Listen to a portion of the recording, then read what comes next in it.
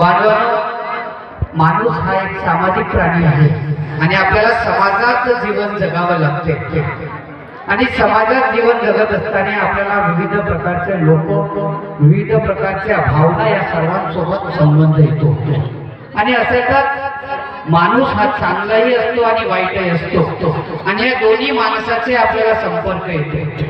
4 युग होऊन गेले, चौथा युग सुरू आहे कलियुग। याच्या आधी 3 युग होऊन गेले, सतयुग, द्वापर युग, त्रेतायुग आणि आता कलियुग। सतयुगामध्ये 3 अंकी 4 अंकी राक्षस होऊन गेला, त्याचं नाव होता हिरण्यकश्यप। त्याच्यानंतर त्रेतायुगाला त्याच्यामध्ये 3 अक्षरी राक्षस होऊन गेला, त्याच्या नाव होता रावण। त्यानंतर द्वापर युगाला त्याच्यामध्ये 2 अक्षरी राक्षस होता, तो म्हणजे कंस। आणि त्याच्यानंतर आता कलियुगाला, या कलियुगामध्ये 1 अक्षरी राक्षस आहे, तो आम्हा सर्वांमध्ये तो विराजमान आहे। तो राक्षस म्हणजे मी म्हणजे अहंकाराचा मी, अभिमानाचा मी। आणि ज्या ज्या मनुष्यामध्ये हा अहंकाराचा, अभिमानाचा मी विराजमान आहे, त्याच्या जीवनामध्ये कलियुग वास करत असतो आणि आमच्या समाजातही तेच घडत असते। जो व्यक्ती हा अभिमानाने, अहंकाराने वागत असतो, त्याच्या आयुष्यामध्ये कलियुग येत असतो।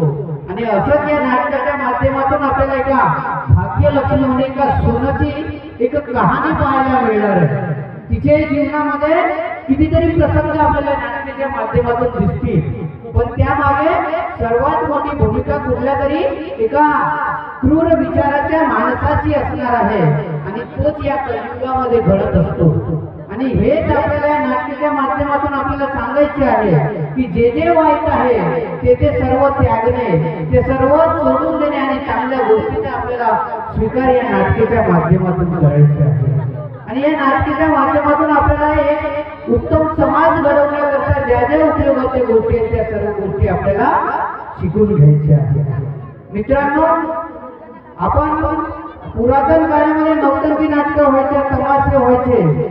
हा जो स्टेज आहे, हा स्टेज साधा स्टेज नाही।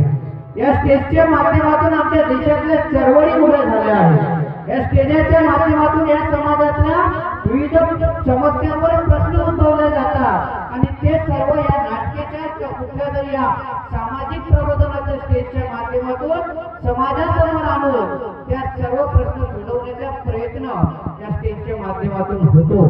आणि मुळात मी खुसारी ग्रामवासियांचं मनपूर्वक अभिवादन करतो, कारण यांनी या नाटकाच्या माध्यमातून या स्टेजची जी इज्जत आहे, ते शान आहे, ते राखून ठेवले आणि नवीन कुठला तरी एक समाज प्रबोधनाचा मार्ग तुम्हा सर्वांसाठी उपलब्ध करून दिला आहे। याकरता मी पुनश्चाचे धन्यवाद मानतो आणि नक्कीच या नाटकाच्या माध्यमातून जे चांगले आहे ते घ्या आणि जे वाईट आहे ते सर्व इतर सोडून आपल्या समाजामध्ये काय नवीन करता येईल याकरता आपण सर्वांनी पुढाकार घ्यावा। सोबतच माझे युवक मित्र या कार्यक्रमात भरपूर आहेत, कारण लावणी होती तर युवकांची संख्या भरपूर दिसत होती। माझ्या युवकांना हेच सांगणं आहे, बांधवांनो, युथ हा खूप घातक आहे आणि या युगामध्ये युवकांच्या हाताला रोजगार नाही आहे। म्हणून माझ्या या कार्यक्रमाच्या माध्यमातून युवकांना सांगणे आहे, युवकांनो, वाटेल ते काम मिळवा। जुत्याच्या पॉलिश पासून तर केसाच्या मालिश पर्यंत जे काम तुमच्या हाताला मिळेल ते सर्व काम हातात घ्या आणि एक उद्योजक बना, एक व्यापारी बना आणि आपल्या जीवनामध्ये मोठे व्हा। एवढा संदेश आजच्या कार्यक्रमाच्या माध्यमातून सर्व युवकांना सांगू इच्छितो आणि एवढे बोलून आपल्या शब्दांना विराम देतो। आयोजकांनी मला मानाचं स्थान देऊन मला बोलावले, 2 शब्द तुम्ही सर्वांनी ऐकून घेतले, तुम्हा सर्वांचे पुनश्च आभार मानतो, मनपूर्वक धन्यवाद देऊन आपल्या शब्दांना विराम देतो। जय हिंद, जय विदर्भ, जय